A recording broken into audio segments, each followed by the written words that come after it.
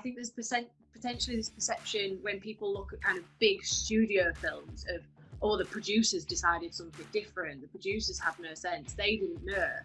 But I think at least in the independent sector, your producer is your champion. Your producer is the one who is fighting for you all of the time. They're the person who's your cheerleader. They're going to tell everyone how amazing you are. They're going out and getting you some money. They might tell you to your face that maybe what you're doing isn't totally right, but they'll never say that to somebody else. So yeah, I think there's this perception that producers are kind of money people and they're there to say no, that they're trying to limit you. But in my experience in the independent landscape in the UK, that's totally the opposite. Hey everybody, welcome to this episode of the show. Today I'm joined by Meer, who's a film producer and owner of Strive Films and currently on BFI Insight, which is a specific film producer program focused on rising talent in the field. Lucy, welcome to the show. Thanks for joining me, and how are you doing? Hi, thank you for having me. I'm very good, thank you. I'm a bit sweltering in the heat, but otherwise fine. I know, it's that island tropical monsoon life that you get in England these days, right? Yeah. I don't quite know that I've figured out how to cope with it yet, but yeah, I'm adjusting. Don't worry, it's going to rain again soon. It's what it does. So it'll just flip-flop down to like 10 Celsius in a day or two. You'll be good. God, I'll be regretting that it's not hot anymore. I'm complaining about when it's hot, and then when it's not, I hate it. Exactly. I think that's the way of the English sort of mindset, isn't it? One thing is never good enough, and then you complain about the other thing. Exactly. So look, obviously we were just talking a little bit there before we hit record about, what lockdown's kind of being like for you, and you were sort of saying surprisingly busy. Do you want me to talk about that a little bit in terms of, I guess, what your expectation was, and then, I guess, how you've been occupied during the past however many months it's been? Yeah, well, when we were going into lockdown, I was maybe a month or so away from going into a shoot, so that massively affected that. And if there was no lockdown, I would have been concentrating on that full time. So I totally expected that actually I would have nothing to do. But instead it turned into a lot of conversations with other producers, other people in different parts of the industry. And yeah, those first few weeks were just a lot of kind of Zoom conversations with everybody going, I don't know what's going on. Do you know what's going on? Do you know anything? So there was a lot of that kind of communal talking to other people and trying to get some insight from people about, are people looking for projects? Are people not looking for projects? Are financiers still interesting? Should I be pitching? Should I not be pitching? So a lot of those conversations about, well, what is happening in the industry now? What do we think is going to happen in the next few weeks? And then that's kind of continued, having regular chats with people.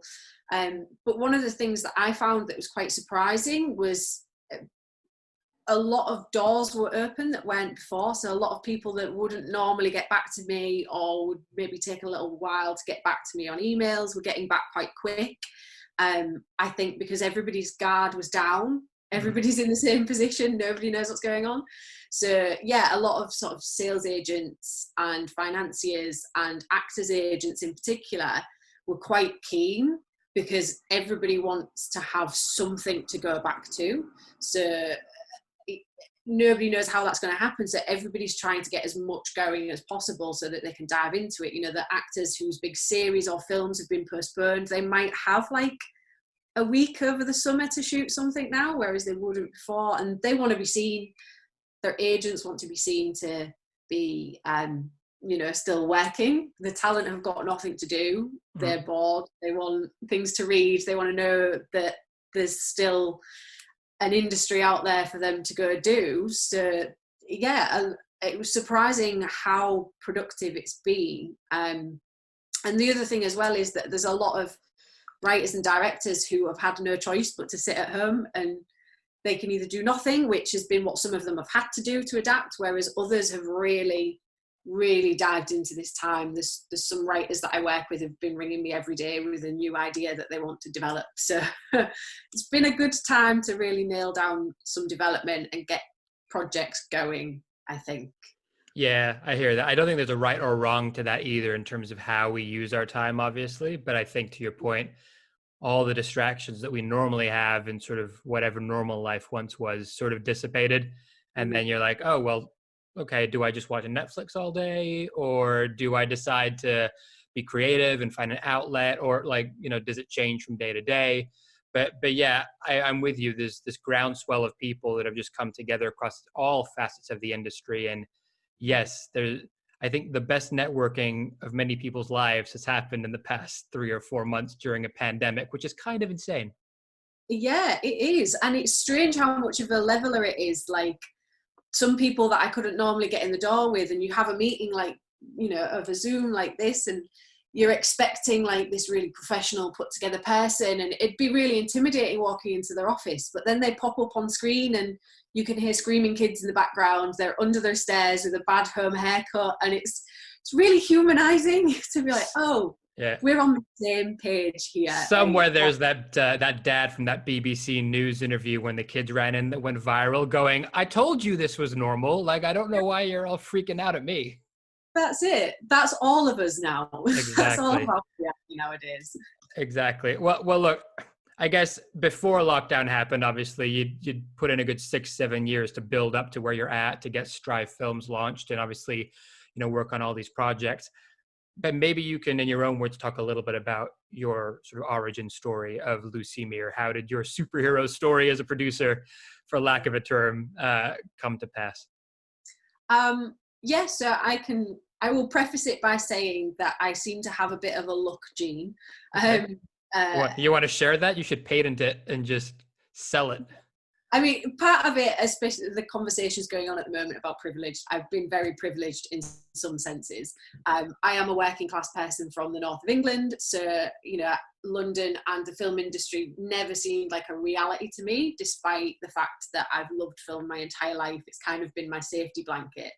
But I went to university to study film. I went a little bit later, I was about 21. Mm-hmm. And in a total kind of turn of events that I couldn't predict or replicate, an established producer came to my city to produce a film and use the university as a base in exchange for taking on trainees. So I applied to be the producer's assistant. I got that role. I had no experience, and I'll be honest, when I had the first conversation with the producer, I could tell that she was very like, oh dear, she didn't think that was going to go well at all. However, from there, I worked with her very closely every single day throughout the production. She then kept me on to help with the post-production of the film, which was my first paid work in the industry, because I wasn't paid, unfortunately, to start with. Funny how that works. Funny how that happens. Yeah. I mean, I was a student at the time, so you used to being skin and poor anyway. It's your apprenticeship. Everybody needs that little kind of, pay your dues kind of experience. Yeah, exactly. And it was, because it was at the university, I was already there anyway. But yeah, I stayed with her throughout post-production, and then she kept me with her company kind of in development, because a lot of what she was doing whilst producing that film, whilst that filming was happening, she was putting together packages and developing other projects to go forward. So I'd already been doing that with her, so she kept me on for about a year or so, and then from there I kind of wanted to reach out a little bit, knowing that this was my only real experience of working with this one producer. So there's a kind of company in England called Creative England. Yep. They did a scheme at the time called Producer Hothouse, which was taking a regional sort of emerging regional producers and basically put them in established production companies. So I applied for that, not expecting to get it at all, and then I did. And I sort of, a mutual decision with all of the different companies that were involved, I went to work at Warp Films, which was amazing because they were like gods to me when I was younger. I loved all of their films. I thought they were brilliant. And so it was a real dream come true to go and work with them for 6 months, and just the level of access that I got for being there. It was a paid opportunity. That was in Sheffield, right? Yes, so in Sheffield, which another reason, as a northerner, I kind of didn't want to go down to London and do that route. So them as a company really were like, this is what I want to be as a producer. So I worked with them for 6 months, and then again the luck gene comes into play, that whilst I was there, they wanted to take on a short film for Sky in order to sort of get to know the commissioners better, which they wouldn't normally have done. They haven't done a short film for a long time. And because I was there, they were like, do you want to produce it? So I was like, yes, I do. So that was my first producing credit. And then from there, I left Warp. I set up Strive Films, did my first solo short film production, which was called Mary Anning, which went on to be BAFTA longlisted. And then, it's kind of just gone from there, really. Taken on projects, doing short films. I've got another short in post-production at the moment that's funded by the BFI, starring Stephen Graham. And I've got 2 more short films in funded, well, they should have been going into production this year, but we'll see what happens there. And then a whole slate of film and TV projects that are at various stages. It's kind of grown into producing. I haven't necessarily come through the route of being a runner, production assistant, all of that. I'm incredibly lucky that I kind of skipped a few steps. But I kind of had to do it backwards, in a sense. I got all of this producing insight at a level that I was never going to be allowed to do in the first few years. So I'm still waiting to use a lot of the insight and knowledge and experience from that first year, to get a feature off the ground and do all of that kind of stuff. So it is that thing, I guess, of proving that you can do a few of your own projects that might be shorts or mini series or whatever that might be, the calling card, so that then you can get the funding for something bigger, whether it's a micro budget feature or something a bit more sizable budget wise. It used to be back in the day that people would say, short films were the calling card. You should always do a short film. Then that kind of seemed to have a weird period where that disappeared and people were like, don't do short films, you're wasting your time. And now it sort of feels like that might be not back, but like it doesn't matter anymore because of the nature of different types of content. I don't know what your view on that is. I'm thinking more for someone starting out, maybe with a few credits, they want to get a few tentpole pieces before they can then go for the bigger funding piece. Are shorts the way to go? Is it a micro series? Is it a YouTube mini series? What's your view on the best approach? It's obviously totally dependent on the person, but I think the most important thing for me is to think about where do you want to be and is this the best way to do it? I think short films serve a purpose if you're, a really authored director. They're a really good way, in the UK, the BFI are probably the only people putting real budgets behind short films. So if you want to be in that more art house independent landscape, you're probably going to have to do that, try and get things out on the festival circuit. However, there are some directors in particular who've never made a short film. They've gone through music video production, which is invaluable when it comes to the kind of technical skill, especially if you wanted to go into larger scale productions, because you're going to do things on music videos that you'll never do on a short film. So I think it's knowing the kind of creative that you want to be, and how you want to get that out there, working within the kind of UK independent sector and doing a short film through that, or do you want to be a DOP on like Christopher Nolan films, which I know Roger Deakins does that most of the time. Yeah. But if you're a DOP that wants to show off kind of skill in terms of really interesting, innovative ways to work, funded music videos are going to be a much better way to go, and if you want to be in TV, again, sort of, it's a writer's medium. Are you a stronger writer or are you a stronger director? Do you have something to say? Are you a performer as well? Like performing, absolutely. In television, you can be a writer performer in a way that you can't really in film unless you're already a mega star. Some of the best TV at the moment is from writer performers. Michaela Cole, Phoebe Waller-Bridge, all of these people, they're personalities as well as writers. So yeah, there's a million different ways you can go. I think you just need to know what you want from it and how other people who want that same thing have approached it. Like, I think every decision, and I say this to a lot of kind of earlier stage producers and creatives, every decision and every project you do needs to be a stepping stone to another. Like, there is no point you making like short film after short film after short film after short film if the process isn't changing, if it's not getting you somewhere different each time you do it, if you're not showing something different, because it's like the Einstein thing. If you do the same thing over and over again, it's just insanity. Yeah. Like, Yeah. everything needs to be a stepping stone. Like, there is no point if you've made 7 self-funded like short films, your next stepping stone should be a funded short film. Yeah, no, 100%. I think there's a difference between doing a short piece in a day that's just done for, £2.50 and a pack of crisps, where it's you and a friend.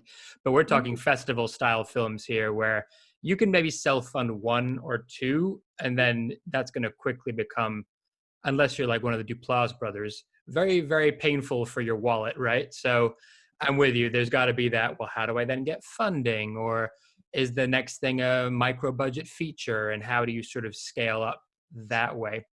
Exactly. You need to be very strategic with a lot of your decisions. It's such a competitive industry that you can't afford not to. Like, absolutely have fun and do things because you love them, but you can marry that up with it being a good stepping stone in your career as well. And would you say that that's the same for genre as well, Lucy? Would you say they're, more of a sort of comedic or mockumentary style writer or producer? Should they focus mainly on that sort of content, or is it okay to have a little bit of variety there? I think you can have variety, but it's that kind of thing nowadays of how are you branding yourself. What you wouldn't want to happen is to do like a load of different things in different genres in different ways, and rather than it looking like you're versatile, instead it looks like you're confused about what you're good at and what you want to do. So yeah, like, if you're a comedy person, there is no point you going to try and make a relationship drama. Like, it's just not going to showcase your skills. But you can absolutely work across different things, but a lot of the time people are going to ask you, what's your thing? And it's not necessarily, oh, I write comedy, but like, for me personally, what attracts me to a film that makes me want to make something is characters that have a sense of otherness. They're quite cerebral or internal. I like things that lean into genre, but aren't full genre pieces. So knowing that about myself helps me assess the projects I want to do, how to get to where I need to be. There's no point me talking to like a really art house film distributor who's not interested in genre at all, because it's not going to be beneficial for either of us. So yeah, knowing the thing you're good at and how you can bring that into other things. Like, comedy obviously has a massive overlap with horror. Like, if you do comedy, absolutely try a horror, because it's all about timing. Like, those two things go together really well.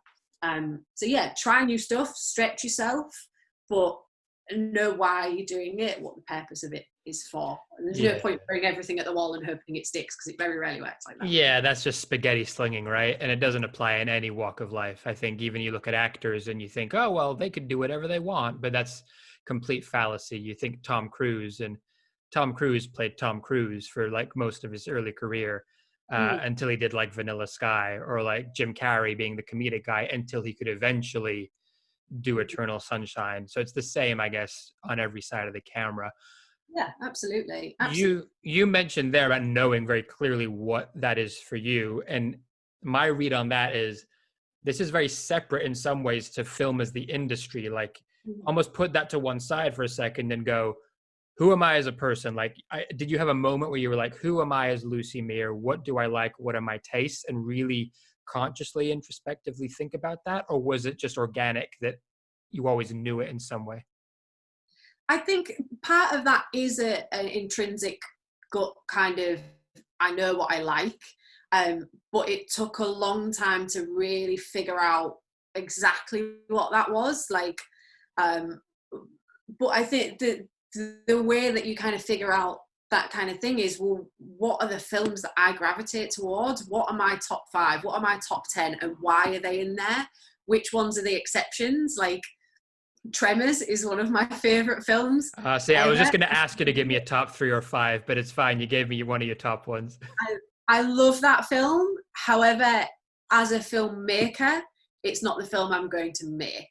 Like, if I talk about kind of the producer I want to be and the things I would have loved to have made, I'm talking about things like Jonathan Glazer's Under the Skin, like beautifully cerebral. I would love to work with someone like Alex Garland. Like, I think he's brilliant. Very, you know, they're two very sci-fi examples. But then on the other hand, I absolutely loved Sicario. It was one of my favourite films. But the things that I've found are commonalities across those films are, as well as having a lot of female protagonists, they're very singular, introspective films. You know, Sicario is so much about the pressure that's on this one person and how she's having to deal with it. You're so with her throughout. The same, Under the Skin is such an othered perspective on what it is to be a human being. Like, they all kind of deal in some sense of how do people relate to the world around them, and that I always find fascinating. And it can come across so many different ways in so many different genres, but it's the thing that drives me on all of the films I absolutely love. Like, that is the thing that when I look at it and I really, really think about the things I love, that's the thread across all of them, across genre, across writer, across performance, across character. That's what I gravitate towards. So naturally, when I want to produce something, I want to be as passionate as I can be about it. So I know that I can be passionate about that. I know I can identify it. I know I can find it in my projects. And that's what I find really interesting. So I want to make those things. Why not? You know, I think. Absolutely. Yeah. I think it's having that self-awareness of knowing that and then coming into the work, as opposed to trying to find yourself through the work in of itself, which can get confusing. Yeah, absolutely. I think it does happen simultaneously. You know, I don't think I could articulate it a few years ago, but I knew something about it. Like, that's when I look back at some of the projects that I took on, that kind of explains why they resonated with me. I maybe didn't know it at the time, but as a producer, you have to do a lot of that kind of, when you're trying to apply for funding or get money, you kind of have to make your film before you've made it and explain all of this. So knowing it, you're better able to articulate it over time, but it's something you absolutely have to do as a filmmaker. Like, you need to know why you're doing things, because that's what people are going to ask you before they give you money. Like, why? That's a good segue. Let's shift into that side of the producer world, which is, I think, the side that most people probably, or a lot of people would associate producers with the most, which obviously isn't the full story. We'll get the full story by the end of this, but funding and the money is obviously a huge element. So there's a lot to unpack there. I don't know where we start. I guess it's one of those where a lot of people, I think, they might have a fear of being the person to go and ask for the money as well for anything in life. So let's start with that. Like, for you, was that a barrier at all? How did you navigate that aspect of, okay, I've got to go and ask for money, pitch for this project? Was there a mindset kind of thing you had to get around? Yes, absolutely. I mean, part of that is personally me. I'm a very frugal person. I love a bargain. So the thought of asking somebody for money is just like, don't do that, like, at all. But I think the biggest thing as somebody who's asking for money is knowing what you want that money for and why somebody would give it to you. So somewhere like the BFI, I feel a lot better about approaching them because that money is freely given, in the sense that that is what it is there for. They want to support talent. They want to bring you up. They're saying, come to us, we've got some money. But beyond that, you know, getting more into the industry, it's getting your head around the idea that you're not just asking somebody to give you money out of the goodness of their heart. Like, that's not how it works. It's a business. And when you start to think about it as a business, it's not just, here's this lovely person that wants to give me like £100,000 to make a micro budget film. It's, here's somebody who expects something in return. And it's my obligation, it's my responsibility to do that. So whatever that is, you know, if you're making a commercial film, the expectation is that person's going to make their money back. However, if you're making an art house film, it's so beyond the money, what does that person get out of that? Like, everybody wants to be associated with the next biggest talent. They want to be funding the thing that everybody loves. They want the critical acclaim. So have I got talent that I can bring to them that makes them go, I love the person you're working with, I'd like to give you money? Am I doing something new and interesting that might change their perception of the market? Like, am I telling a story that's not been told before? Do I have a perspective that isn't being explored that might be really interesting? Obviously, at the moment, things with a female focus are selling very well because it's really fresh and it's really new. We've had decades of never seeing what like women are actually like on screen. That's why Fleabag is such a phenomenon. And it's the same in film. Like, everybody's seen the same stories over and over again. So what's a fresh perspective on that? It's why women in horror are making a huge comeback at the minute. It's why horror's so interesting right now, because it's got all of these similar tropes about, like, you know, body horror. But when you see that from a female perspective, that's very different. That's very interesting. So I can do something new that somebody with some money can go, I want to be the person that can be associated with that. I might not make my money back on it, but I'm going to make like some real connections when I say I funded that, I made that, you know. So yeah, it's all about what can that person get for their money? What are they willing to give? Are they somebody who's given money before?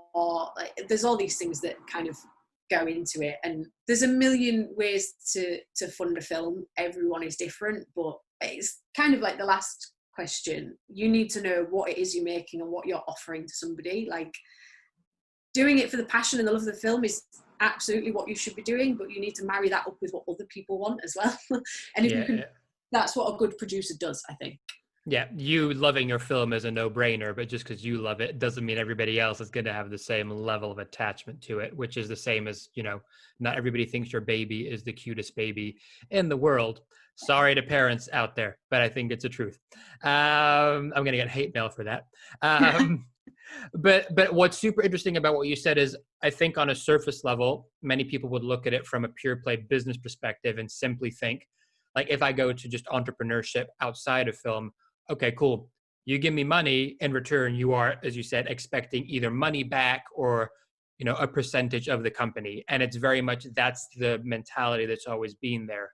But I think it's great that you elaborate on that as being, well, it's not just about the money if that's not realistic, which isn't always the case. It's about, you know, are they buying into the vision, or is there a longer play there where they're going to, you know, they're on an IMDb page because of it, they got a credit, they could say that they helped, you know, unearth this new star. And I think that then makes you look at, I guess, what's the story of what you're trying to promote, and even like what is the story of your film too. Maybe someone relates to the actual theme and they buy into that. So how, I guess that's one of the first things you do then when you get a script and you're working with somebody. Maybe you can go through a bit of your process, sort of how does that look in terms of formulating that pitch? It totally depends on the project. Again, there's a million different ways to answer that. Sure. But it depends on the project and who's already involved. So if it's a new writer-director that I've not really worked with before, I'm going to be going off of the strength of their potential and what it is they've brought to me. So what is on the page, in the script, what is interesting about that script. So for instance, Pop, which is the short film that I'm finishing at the moment, the thing that really interested me about that is it's a very familiar story in terms of kind of young masculinity in an ex-mining town. It's a very working class story. However, it's from the perspective of a young trans boy who's trying to figure out his identity. This is a different take. And it's also that it's present day, the kind of masculinity and identity that was around those kind of characters in the 80s and the 90s is very different now. So that's the kind of thing that attracted me to it. And I was really interested in the story. The director wasn't immensely experienced, but I thought what they put on the page was really good. And if they could direct as well as they could write, you're on to a winner.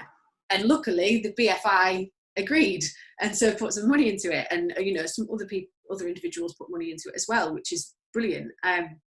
However, there's there's other occasions where there might be part of the reason that I take a project on is because of the people that are involved in it already. Like, I might not have seen what they want to do, but I know that they're really interesting filmmakers.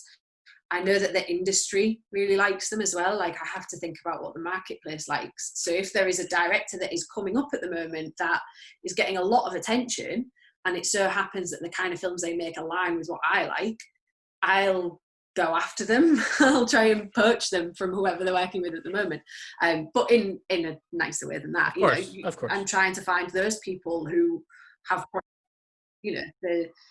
there's a lot of interest in them regardless of what they make, but if I can find the right thing and our skill sets match, then we're going to do that together. So yeah, it kind of depends. With pop, I'm pitching the story, why that's important, and then I'm pitching the director to BFI because she's a talent that they want to nurture. However, there's other projects where I'm saying this is somebody that everybody in the industry is really interested in, and they want to make a story that I've got a track record in being able to deliver.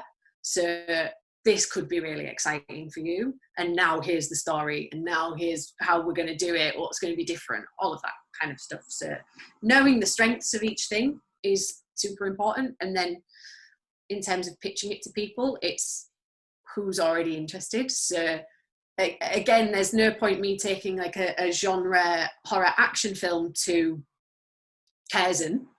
They don't make those things. But XYZ do.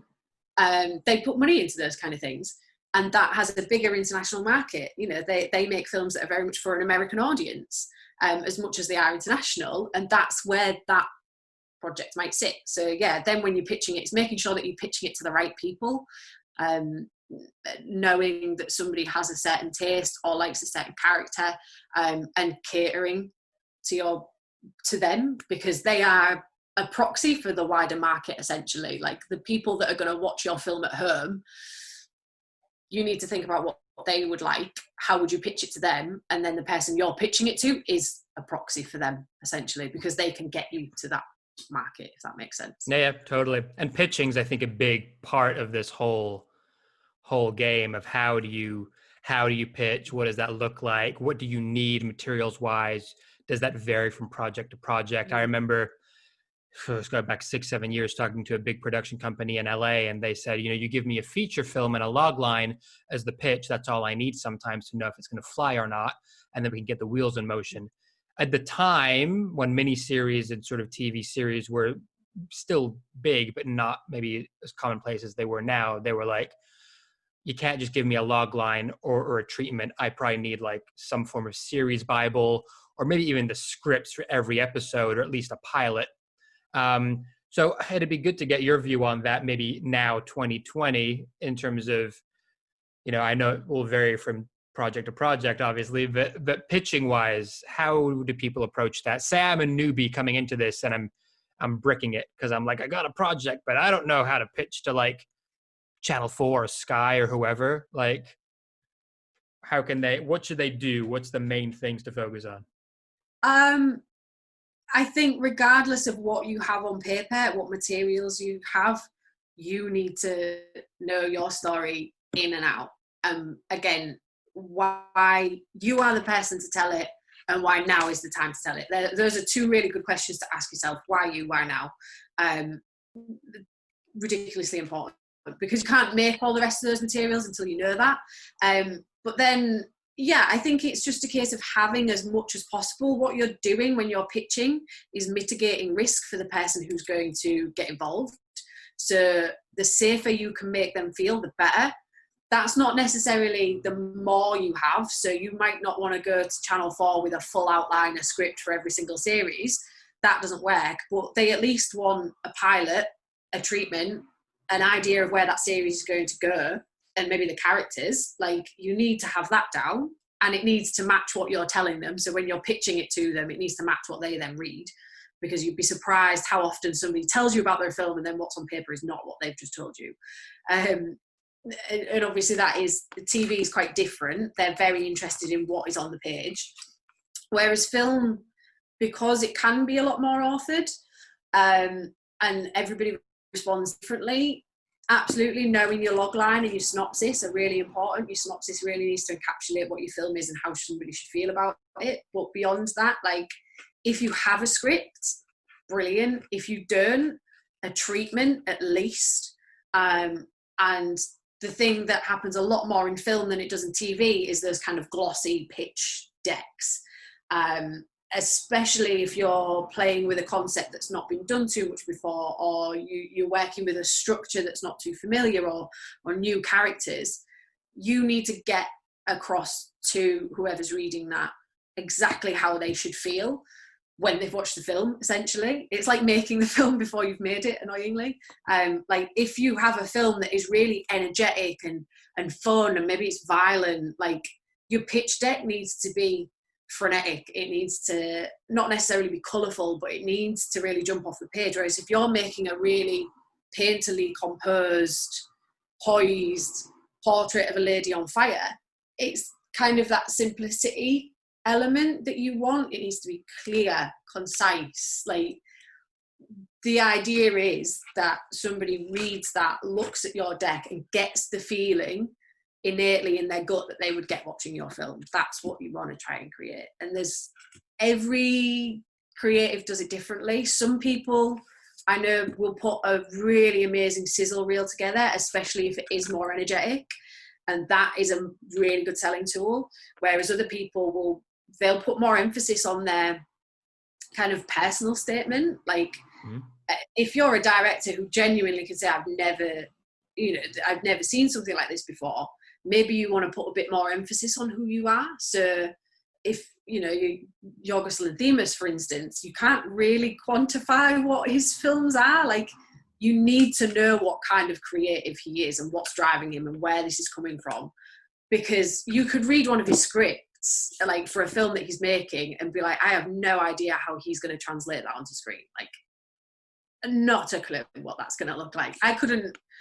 The script for The Lobster does not convey what those performances are going to be like, the kind of stilted way that they speak. Like, so having a director's statement that really emphasizes it, like how you're going to put that across, is probably going to be really, really important for something like that. So again, it's coming back to knowing what your strengths are, knowing what makes you different, addressing weaknesses. Again, structure can be quite interesting. Like, if you're doing a film that's in 2 acts, you really want to emphasize that that it's a film in 2 acts, and this is why it works as a film in 2 acts. This is why we're doing it. It's a strength, not a weakness. Or a mistake or an oversight that if you don't call it out, they're like, what's going on with the script here?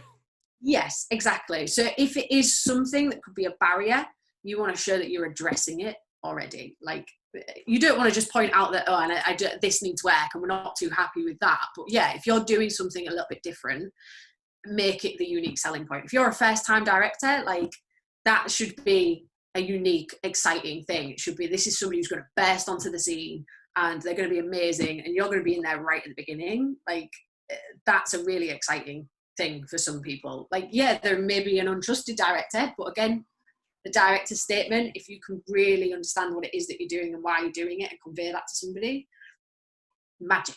They'll love it.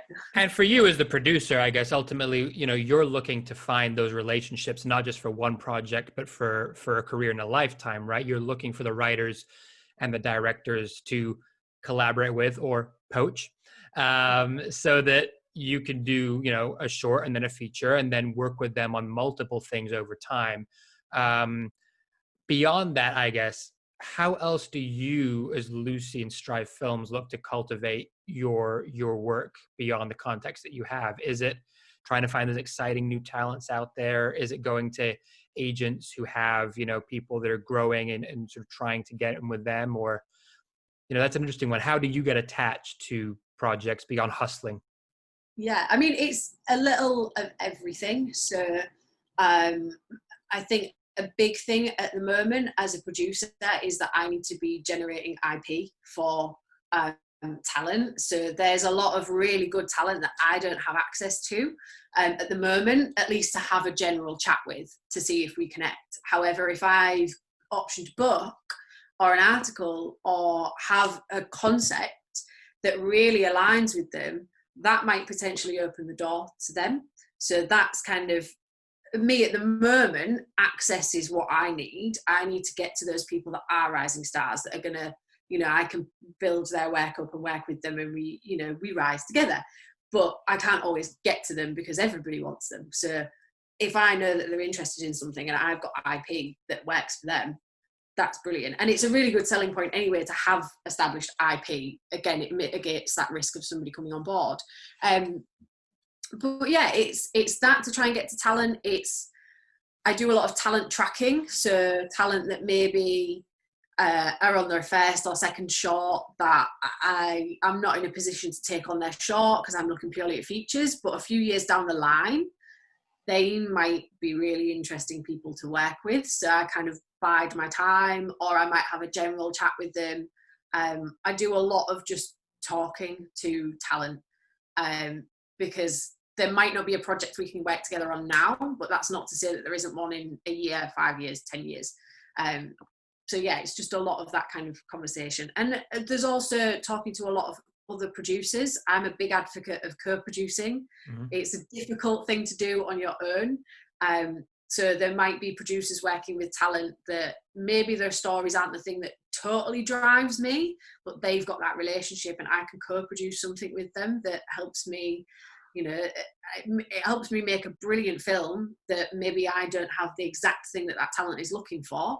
And I can work with another producer to help them and sort of ease the load of what they're doing. It opens a lot more doors for me. So those are the kind of, for me at the moment, those are the things that I try and do. But yeah, again, there's a million ways to do it, sure. Really. But it's smart because you're playing the long game, which obviously this thing is, because you're doing it out of passion, but also practicality when it comes to having a career and making a living. And that doesn't just happen overnight, obviously, as much as people think it does. And I guess the importance of having a slate, which is always been a big thing, but it is that question that always comes, which is, cool, you've just done this. What else have you got? Love it. Okay, and what else? And what else? Like, you need to have, I mean, do you say there's sort of a magic number of how many things you'd recommend people have there on that development slate, always in the background, or at least one? I think as a producer, you need more than one. Like, you can't just have one. And a lot of that is going to depend on the time you have. I'm in a position to do this full time. So I think anywhere between 6 to 12 projects that can be at various stage. I think you should always have something that is ready to finance. I know obviously it takes a bit of time to build up to that, but you should always be trying in that moment to get money for something that's going to be made in the next year or so, to keep momentum, keep profile, and to get, paid. Yep. So you always need to be doing that. But that doesn't necessarily mean that you've got 12 projects that you're giving like the same amount of time to all the time either. So some of those projects there's one project of mine I've got, I'm working with the writer director. It is literally just a concept. We had a chat about it. Like, this is the film she wants to make. And in between other projects, she's researching, she's going to start putting things together, but I'm already having conversations with people about that. So that's really early stage. Like, that's going to be a long time before that gets made.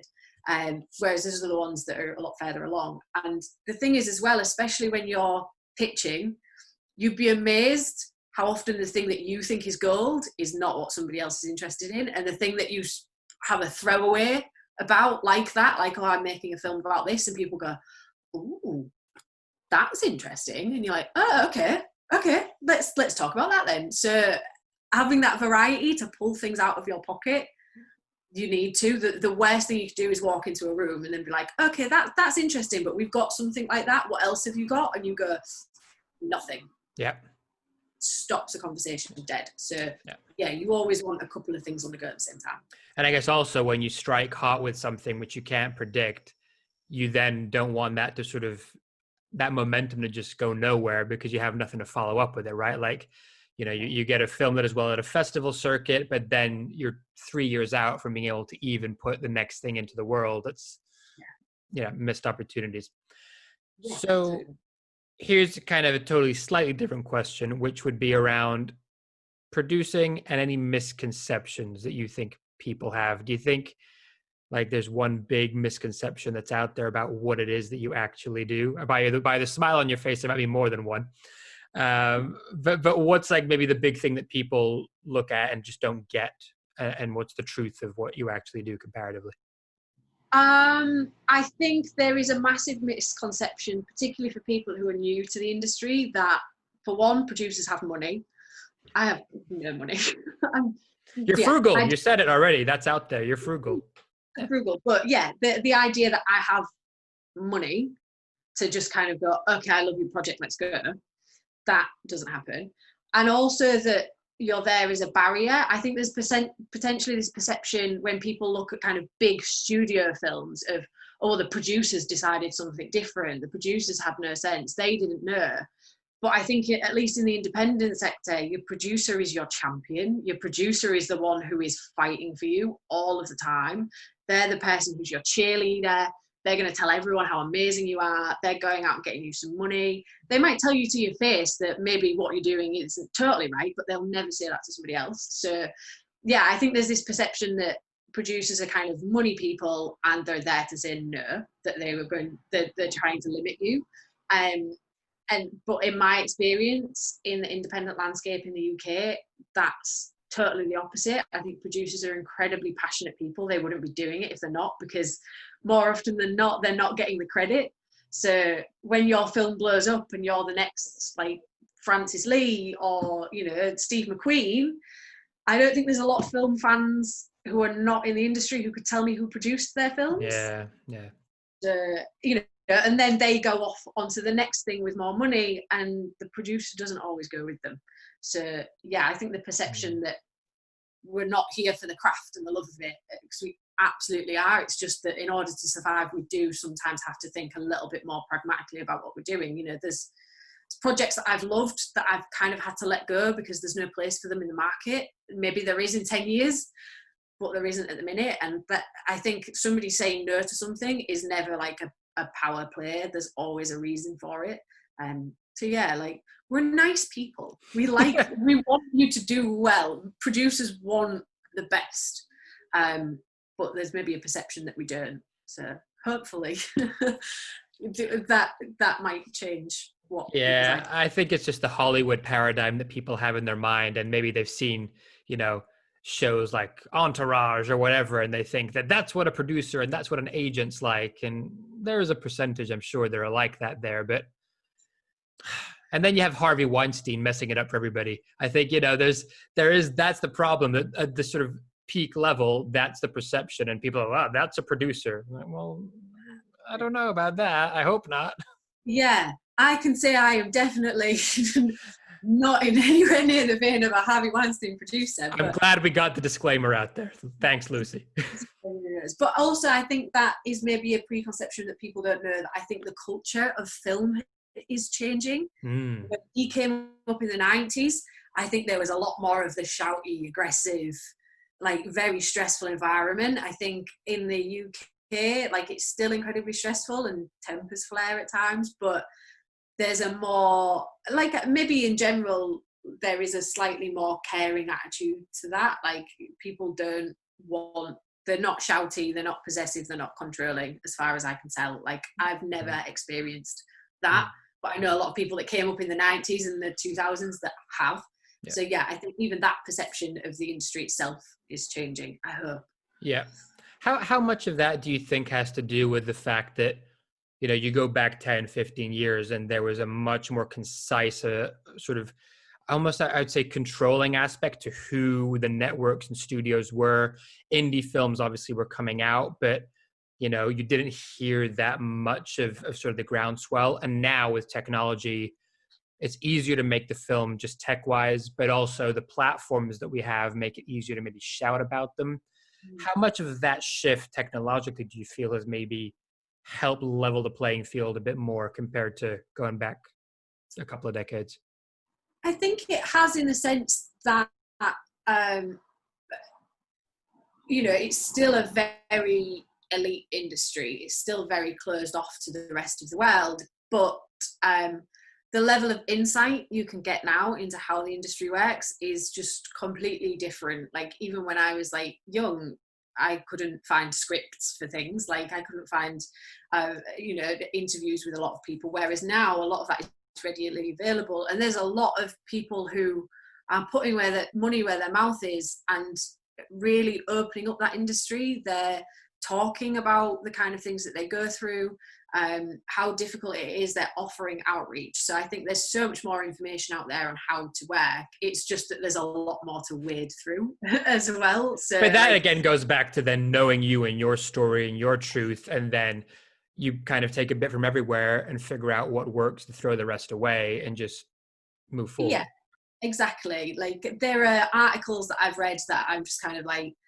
this person has no idea how this industry works whatsoever, but somebody outside of it doesn't know that. So I think, and I think part of it as well is you have a much better chance now to kind of cultivate a buzz around yourself and your work. Like you can really reach audiences in a way that you couldn't before. You can get people interested.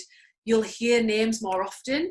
There are certain names in the industry that I see every single day. I can't remember the last time I saw any of their work on screen, but I see their names all of the time. Some people have a presence online that like totally outstrips their presence potentially in the industry. Like you can build a real brand around yourself. That I know that's very marketing speak, and I'm not always fond of that, but knowing what your niche is, you can get that out to people and they can respond to it. You have a more direct line to your audience that you never had before. Like it takes a lot of the guesswork out of it. I think you can say, well, I know that there's people who want this. I'm not just going to make it and hope they come see it. I know they're going to come see it because they've told me. Yeah.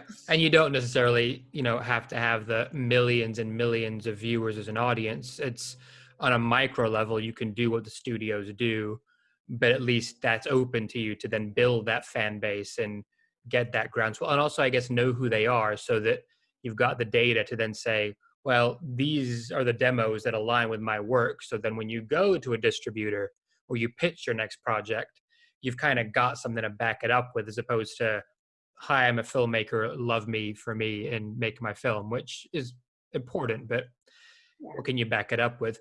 I know the marketing thing is obviously a bit of a maybe dirty word for creatives, and we do have that kind of chip on our shoulder with it. But on the flip side, I guess as a producer, you have to have that mindset on there, because there's no point just making the film if nobody's going to see it, right? Like, yeah, exactly. And I think there's this idea that marketing and branding yourself is this initially, and it makes me feel a bit, because it sounds like you're trying to sell something that you're not.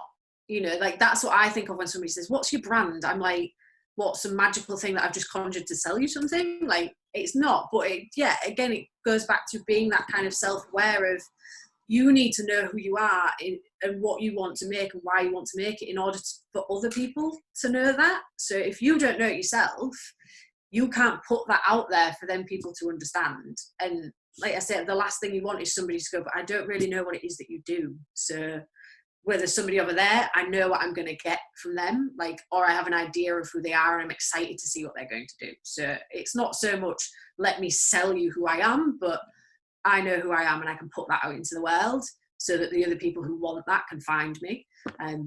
It's maybe just a kind of different way to think about it's more being authentic as opposed to being a salesperson where you're trying to pawn off some soap or a watch to somebody. It's not quite that. And no, you're not manufacturing an idea of who you are, you're just telling people who you are. hopefully and when it comes to, I guess, marketing of a film in of itself, do you feel that a lot of times that gets overlooked by people, especially when it comes to allocation of budget?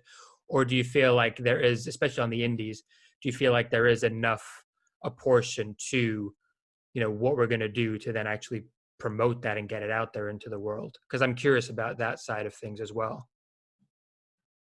It's not an area that I have too much experience with, and generally in your film, I'm happy to pass over to a distributor. They know who it is, especially if you're working with a more niche distributor who know their audience. But I often see that kind of criticism of, well, this film would have done so much better if so and so put more money behind it.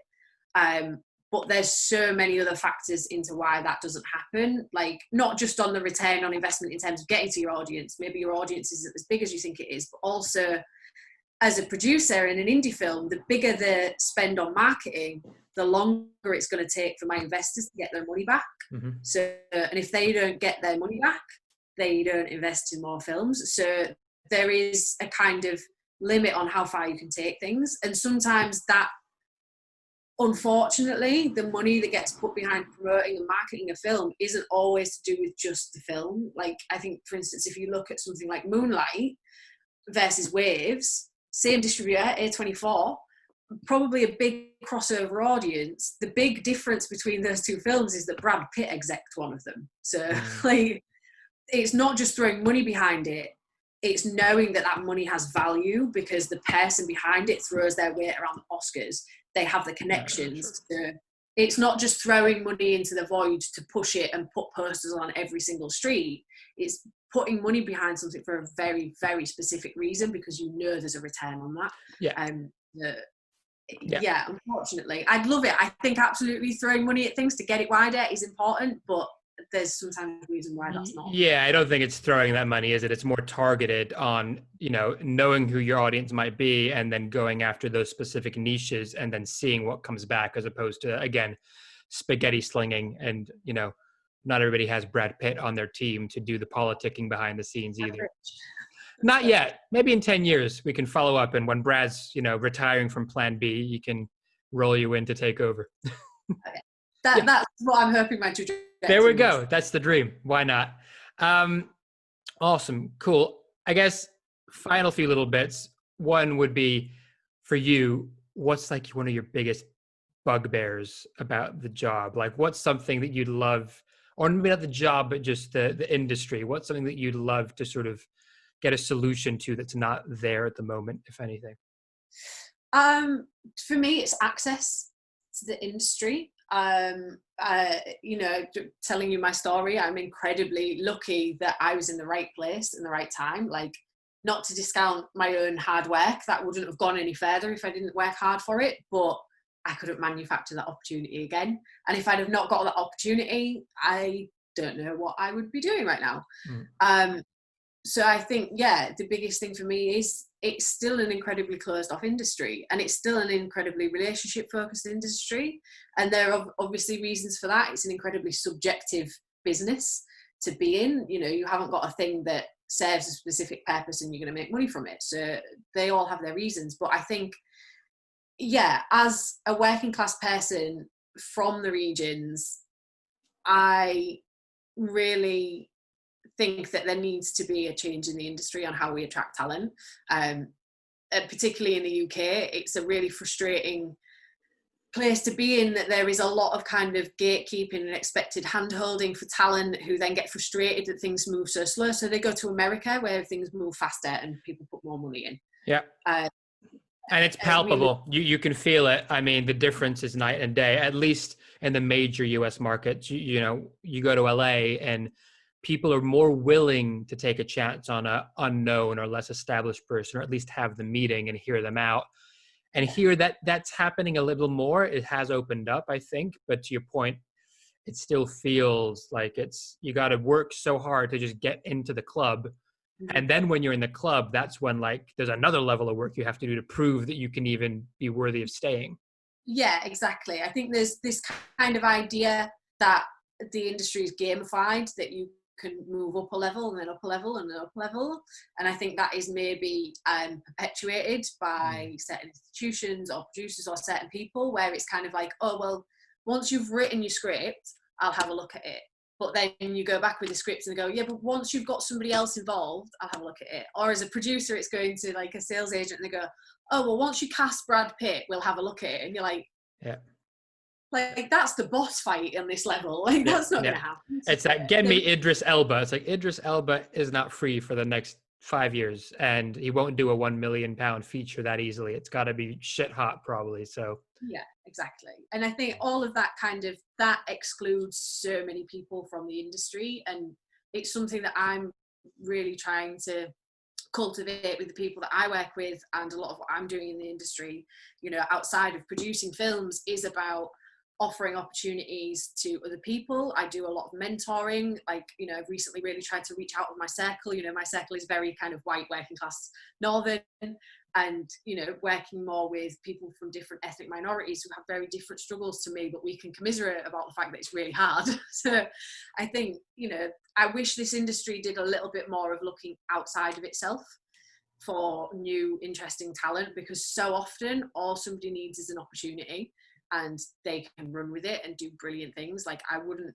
be where I am without somebody taking a chance and giving me that opportunity. So I wish there was a lot more giving back in that sense, rather than pulling up the ladder behind you. I think, you know, we need to help other people to get access. And I really believe that that kind of rising tide lifts all ships. If we open this up a little bit, imagine how many Michaela Coles we've missed who haven't had the opportunity, who have something really important to say but don't have the connections or the industry insight. Like, where is that person now, and what are they doing, and why aren't we trying to find them? Like, that's what we should be doing. And that's what I like to do, you know. I try and find those people whilst also trying to make it work within the industry as it is as well. You know, it's quite tough. Juggling many hats, but I do think you're right. It's about sending the ladder back down, not pulling it up away from people, which, you know, there's that scarcity mentality that, you know, has no place really, because stories are endless and timeless. And I don't think there's a finite cap on how many people have, or the ones we can tell. So, you know, we want to hear all of them, and different ones and different voices. And the authenticity of a story for someone from a certain part of the world is going to be authentic if it's written by and produced maybe by those people. You know, I always say, I take the Bronx as a random example. I don't know why, but like, I couldn't write about the Bronx. I've not fucking lived there. Yeah. I mean, I could, but it's going to be a very sort of caricatured perspective of what I think it is, as opposed to, you know, get me someone who's lived in the Bronx and actually lived and breathed it and can write about that authentically, because that then translates onto screen. And I think, you know, there's so many different people in the world that don't get that platform at all. And then when you get it, it's so refreshing. Like, look at Parasite. And you're like, okay, that's a guy who's done so much work anyway in South Korea. It's not his first rodeo, but people lost their shit because it was such a refreshing take to the mainstream, at least. And you're like, well, hello, you know, go outside of Hollywood or the Western market. There's a lot there. Well, even within it, like, an example I always use to kind of show the difference between potentially the British independent industry in America is somebody like Ari Aster. So he'd obviously been trusted with bigger budgets, but nobody in the British film industry, no matter how experienced you are, nobody gets a first feature with a budget of Hereditary. That doesn't happen. They don't get it pushed as much. Like, you know, I've worked on films that have had really famous people direct them as a debut, and they've not had that kind of push. Like, he wouldn't have been given that opportunity if he was in the UK, I don't think. And look what he did with that. I'm still blown away by the fact that that is his debut. And I've gone back and watched his shorts. He's a really good short filmmaker, but they're not necessarily, you can't see that, oh, well, clearly Hereditary was going to happen. It's a brilliant, amazing film. And I'm blown away that that is his debut director. And somebody took a chance to really put some money in there. They got Toni Collette involved. Like, that to me is just, look what happens when you give somebody a chance. Like, and that's somebody who's been working for years and years and years and years and years, and has so much experience. Like, we need to start doing that at a grassroots level to get people up to be able to take on those first features and blow people away. Yeah, and that's interesting. I guess it's not just basing their ability on a feature with what they've done on a short, because a short is a different animal in every sense of the word, right? I mean, do you feel like people that take shorts as that calling card for a feature is maybe a route for someone getting into it? I'm thinking of the likes of, say, Damien Chazelle with Whiplash, or Jim Cummings who did Thunder Road, and they then did the features off the back of it. Is that a good avenue to take? Or do you feel like, because there's such different genres or approach to storytelling, those are lightning in a bottle? It can be. Yeah, I think there is definitely an element of lightning with a bottle with those, because, you know, one of my shorts was, you know, it was meant to be a calling card for a feature about the same thing. But what can often happen with that is that you put everything into a short and then somebody's kind of like, I don't really want to see the feature because I've just seen it. Like, unless, like, Whiplash is a really good example because there's so much of what's in that feature film that is not in that short. It's got the energy and it's got the turn and it shows off kind of Chazelle's musicality, but it doesn't go into all of that kind of toxicity and who that character is. Like, none of that is really explored in his short, so it makes it really interesting. It just shows that no matter the story, he can deliver on that energy. So yeah, I think it's how you think about that as a calling card short.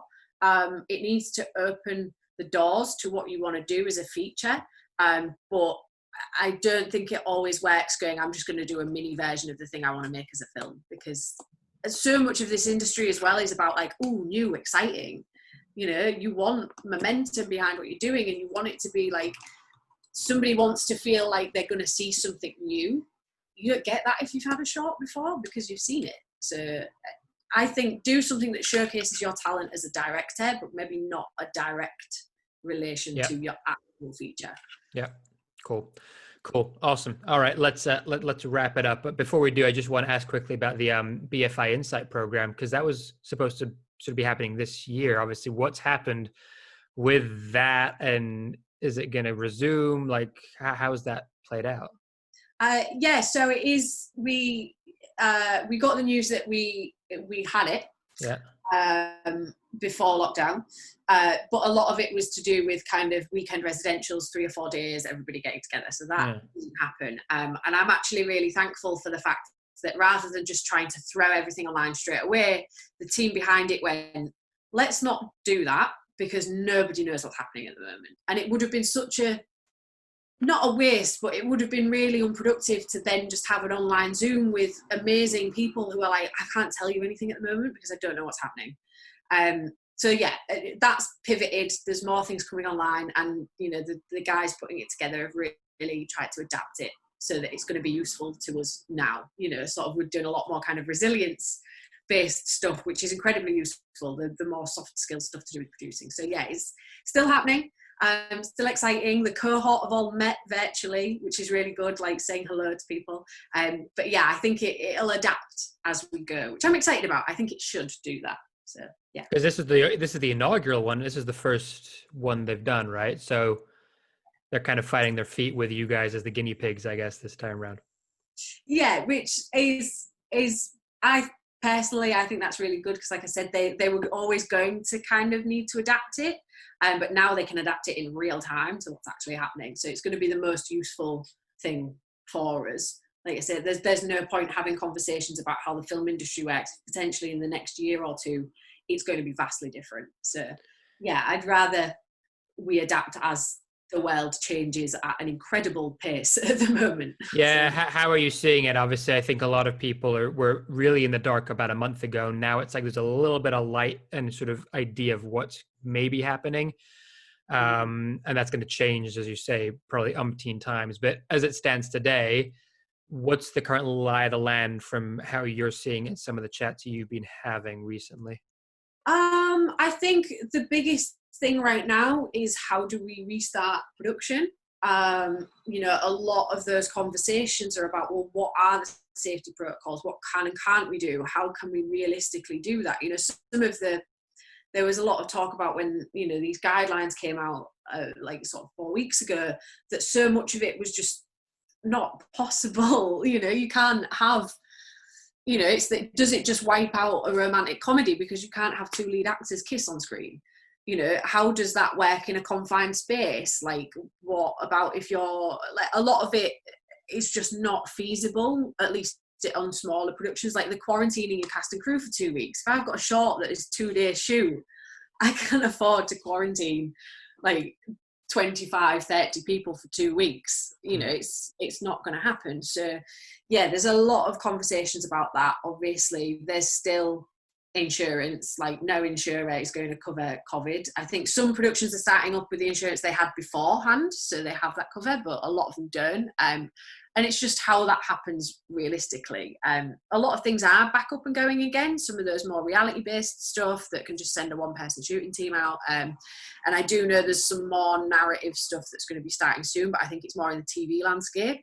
Because again, there's so many kind of nitty gritty bits of that, of, well, where does the money come from for the overages from COVID support? Does that come from the commissioner's budget? Does it come from recouping from sales? Like, there's a lot of those. We're now getting into the small detail of it, whereas a month or two ago it was about, okay, how do we keep people 2 meters apart? Now it's who's paying for it, how are they paying for it, where's it coming from?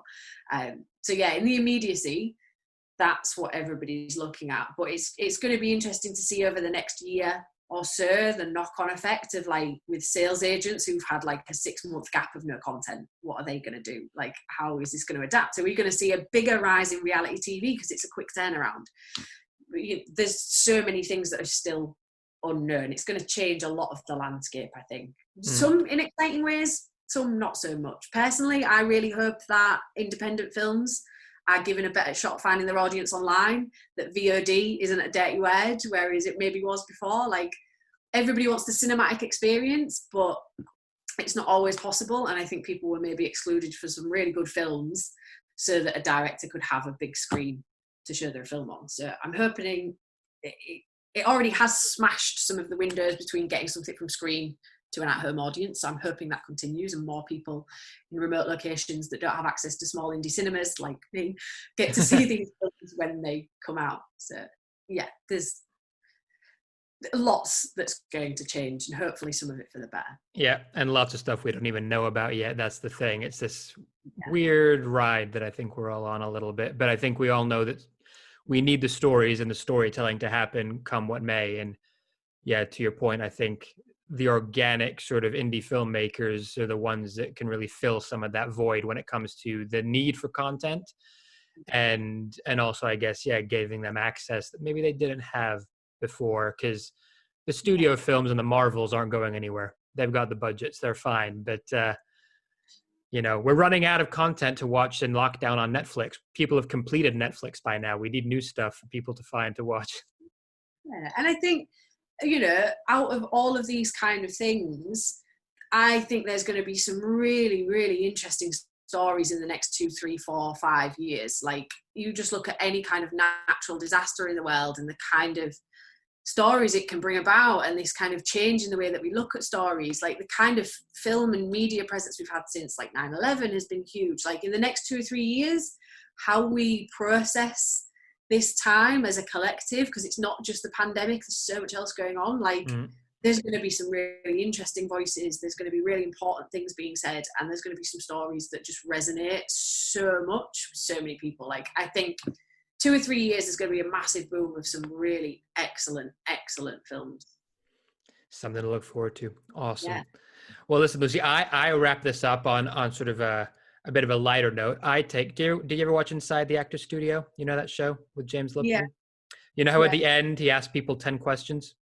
Okay. Yeah. You see where I'm going with this? I do. Yes. Okay. So we'll do quick fire 10 questions that James Lipton used to ask, and just whatever your instinct is, whatever comes up, see what the answer will be. So the first question is, what is your favorite word? I don't think I can say it because it's a very dirty word, but I thoroughly enjoy saying it because it's so taboo. So I'll just say that. Fair enough. Okay. Well, what's your second favorite word that you can say that's not vulgar? Bivouac. I really like the word bivouac. Okay. I'm going to have to Google that one later. What's your least favorite word? I don't know. Voice. That's a word I really hate in the industry at the moment. Okay. I see where you're coming from. Okay. Next question is, what turns you on in a spiritual, creative, intellectual kind of way? Being alone in nature, getting away from the world, and being in like some woodlands where everything's quiet. That I absolutely love it. And what turns you off? The opposite, being in a crowded city? Networking in a place where I don't know anybody. Yes, yeah, that awkward moment where everybody's kind of best friends and you're the one at the bar going, "This is like high school all over again." Yeah, hate it. Absolutely hate it. The fifth one I'll make optional because it's what's your favorite swear word. But if you want to bypass it, because, answered it on number one, I think. Okay. Yeah. All right. People are going to be filling in the blanks and going, what was number one? Whatever question we're on now is, what is your favorite sound or noise? Ooh, Was that it? Was that the sound and noise? Did you just I think it's when my dog is really happy and he makes like a happy squeal. It just fills me with joy. Oh, awesome. What's your least favorite sound or noise? That nails on the chalkboard, fork on plate. No, don't like it. No. Almost there. So the last few, if you could do any other job or profession than what you currently do or have done, what would that be? Some kind of painter, artisty kind of thing, probably. Creative. Yeah, definitely. And what job would you never want to do under any circumstances? Oh, God. Working with children. Not good at it. I don't think they like me. We wouldn't get on. So no. Is that because you have your producer hat on and kids are just like, I don't want these rules and regulations, let me be free? And they make no sense, and it boggles my mind. Like, there's no logic to what they do, and I can't figure them out, and I'm just like, no. Excellent. I love that.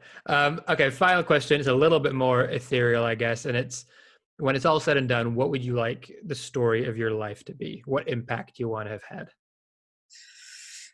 Somebody that was all right and tried to help people and was happy, I guess. Awesome. Well, look, Lucy, I guess last minute over to you, just to kind of round it off with any final words of advice for anybody watching or listening, and maybe shout about any projects or anything that you want to plug and where people can find you. Floor is yours to kind of take it away.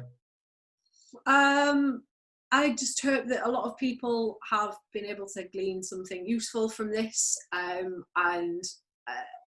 One of the best things I found working in this industry is finding people that you connect with, that you love to work with, and who will champion you for what you do. If somebody doesn't champion you, they're probably not worth working with, even if they're the most experienced person in the world. Like, you need to be each other's support network. It's quite a lonely and scary and stressful industry. So find people who support you and equally support other people in the same way, because a rising tide lifts all ships and you all go up together. So be excellent to each other, I guess, is what I would say.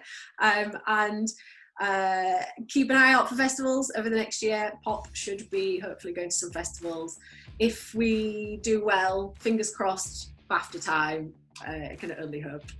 So yeah, just keep an eye out for Pop, and keep doing what you're doing, and I wish everybody the best.